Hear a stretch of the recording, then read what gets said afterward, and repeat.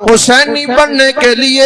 نشہ چھوڑنا پڑے گا، حسینی بننے کے لیے قتل و غارت کو چھوڑنا پڑے گا، حسینی بننے کے لیے رسم و رواج کو چھوڑنا پڑے گا، حسینی بننے کے لیے ماں باپ کا ادب کرنا پڑے گا، حسینی بننے کے لیے قرآن سینے سے لگانا نہیں بلکہ قرآن اپنے جسم پہ لاگو کرنا پڑے گا، حسینی بننے کے لیے مزار اور میلے نہیں اللہ کے گھر کو آباد کرنا پڑے گا۔ آپ اپنی زبانوں سے نہ بتائیں کہ حسینی کون ہے، آپ اپنے عمل سے بنائیں، آپ اپنے طریقے سے بتائیں، آپ اپنے فعل سے بتائیں۔ قتل و غارت چھوڑے، نشہ چھوڑے، گالی گلوچ چھوڑے، راستوں میں بیٹھنا چھوڑے، بے پردگی چھوڑے، آنکھوں کو نیچا جھکا لے، یہ لوگوں کو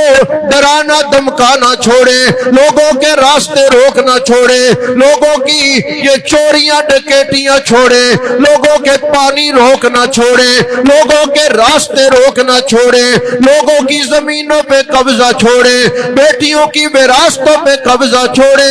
عمل آپ کا درست ہوگا تب حسینی ہے، اور اگر عمل درست نہیں تو کوئی بندہ بھی حسینی